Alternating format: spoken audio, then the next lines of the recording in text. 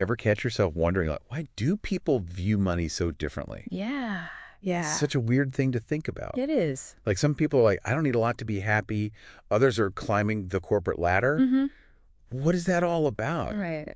Today, we're doing a deep dive into that. We're exploring how personalities shape our views about money. Yeah, it's really interesting, right? Because we think of money as this like objective thing, Uh-huh. but the truth is like all our values and motivations, even like our deepest beliefs about the world, really influence how we view it and then also like how we use it, how we interact with it. Totally. And to kind of break down this complex topic, Yeah. we are turning to spiral dynamics. Okay. We heard of this? Yeah. It's a model that categorizes different worldviews. Would you say that's fair? Yeah, that's a good way to put it. Okay. And we're going to be listening in on a really, I think, fascinating debate Okay. with Carlos and Casey Uh-huh. as they kind of go back and forth about how each of those levels on spiral dynamics views money. I'm excited to hear this. This will be good. Yeah, they had a very spirited debate. Okay. They did. Yeah. But one of the first things they talk about is that money can actually buy something that's incredibly valuable. Okay, what's that? And that is attention. Attention. Now, before you're like, well, duh, right? Right. Think about it this way. Imagine someone who's struggling to make ends meet. Mm-hmm. A huge chunk of their attention is going to just basic survival needs. Yeah, just getting by. Rent, food on the So table. food, yeah. But someone with significant financial resources has the freedom to direct their attention elsewhere. So it's like they have all this extra bandwidth to explore different aspects of life. Yes, that's a great way to put it. I like that. Like they can focus on passion projects, spend more time with loved ones. Yeah. Or even just like relax and enjoy themselves without stressing about finances constantly. Exactly. Now let's like layer in spiral dynamics to this. Okay, yeah. So Carlos and Casey argue that where we fall on this spectrum of worldviews significantly impact how we choose to use that attention, Okay. especially when it comes to money. So let's go back to spiral dynamics. This is all about like levels of consciousness. Right. Different levels of Is consciousness. that accurate to say? Yeah. Okay. Yeah, and each level, it's like a different way of seeing the world Mhm. with its own set of values and priorities. And it's not that like one level is better than another. Yeah, right. It's more that each level kind of emerges as a response to the challenges and opportunities of its time. Got it. Okay. So how do these different levels view money? Where do we even begin? Well, the orange level is a great place to start. Okay. And it just so happens to be the one that gets Carlos and Casey like pretty fired up. Oh, okay. So imagine, if you will, that friend we all have, the one who's super ambitious, driven to succeed, Oh, yeah. always reaching for that next rung on the ladder. Always hustling, Yes. thinking about the next goal. Yes. And they're not afraid to talk about it either. That's orange in a nutshell. And for this level, achievement is everything. They're all about climbing that ladder of success.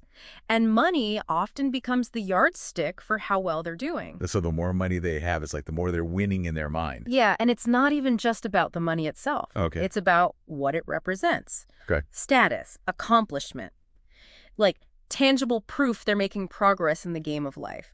Think of it like if achieving your goals was a video game, money would be the points you rack up along the way. Oh, I like that. Yeah. Okay, so it's like a visible scorecard for all of their achievements. Exactly. Yeah. But doesn't everyone care about achieving their goals? Absolutely. But here's where the nuance of spiral dynamics comes in. Okay. Remember how we talked about each level valuing different things? Well, achievement might look very different depending on where someone falls on that spectrum. So while orange might equate achievements with financial success, Right. other levels might define it in other ways. Exactly. And Casey is quick to point that out. She argues that reducing achievement solely to financial gain ignores all the other ways people find fulfillment and make meaningful contributions. Okay, so this is getting good. Yeah. So if orange isn't the only one chasing achievement, do they really care about money more than other levels? That's the million-dollar question, isn't it? It is. And that's precisely what Carlos and Casey are grappling with as we dive into part 2. So we've been talking about this orange level, Yeah. where it's achievement, achievement, achievement. Money's a scorecard. Right. How do other levels view money, though? Yeah, so it's like we're looking through all these different lenses. Exactly. And money's at the center. Right. And To kind of illustrate their points, Carlos and Casey bring up a few real-life examples Okay. that I think are really insightful, especially for understanding how these different worldviews play out in everyday life. Okay, I like it. Let's do it. What's the first example? So think about those older couples we've all encountered, Okay. maybe even our own grandparents Uh-huh. who seem to live by routine and have this pretty strict system for how they manage their finances. Okay, yeah. These folks are often associated with the blue level. The blue level. Okay. So paint me a picture. What are their financial priorities? How do they approach their money? Yeah, so blue values like stability and order. Okay. They're all about security and doing things the way they've always been done. Think of the traditional slow and steady approach to money management. Saving for retirement, investing in safe and reliable options, sticking to a well-established budget. They like to know where their money's going. Exactly. It's the slow and steady wins the race mentality. Yeah, They're not flashy, but they value stability and predictability precisely. in their financial lives. Now imagine you're a young, ambitious individual driven to climb that corporate ladder. Maybe build a business or achieve a certain level of material success. Right. You're likely going to be more in tune with that orange mindset, Makes sense. focusing on maximizing gains, taking risks, and constantly striving for that next big win. It's the go big or go home mentality. Exactly. Always thinking about the next opportunity, the next project, the next big payout. And that's the point, right, that Casey's trying to make. Oh, yeah. While orange often gets labeled as the level that cares the most about money, it's important to remember that this level is simply using money as a tool to achieve its ultimate goal, which is maximizing achievement and status. Okay, so it's not so much about the money itself. It's what it represents. It's progress towards achieving their goals, climbing that ladder. Exactly. And to further illustrate this point, Casey talks about her own experiences working on, get this, a dairy farm. Okay. And she kind of associates her time on the farm with the green level. And it's really interesting how she highlights the contrasting approaches to money between orange and green.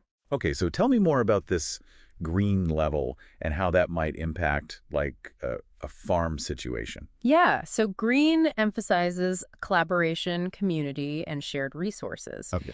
They're more inclined to prioritize the needs of the collective over individual ambition.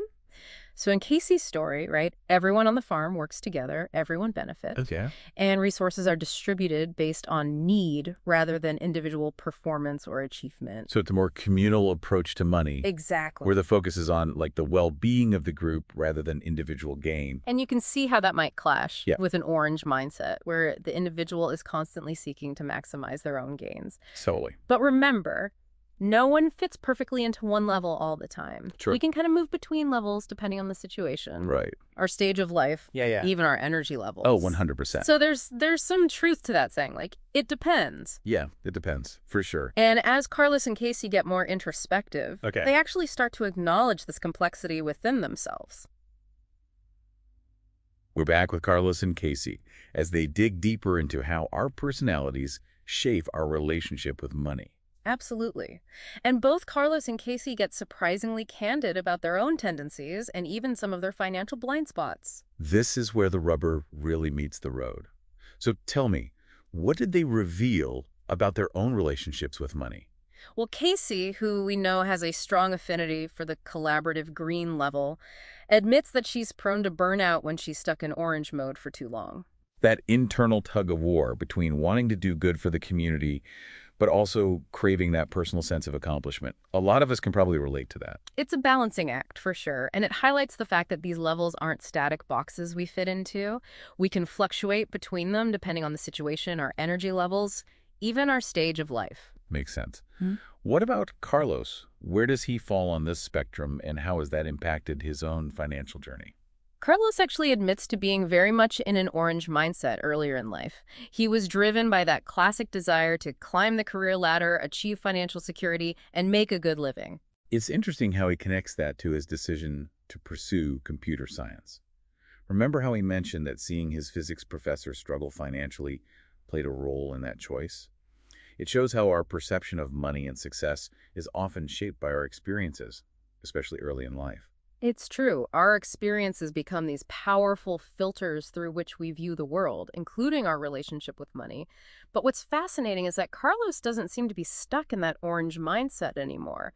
He talks about a shift towards a more green approach, where community, collaboration, and using his resources for the greater good have become more central. It's like he's reached a new level of understanding about money.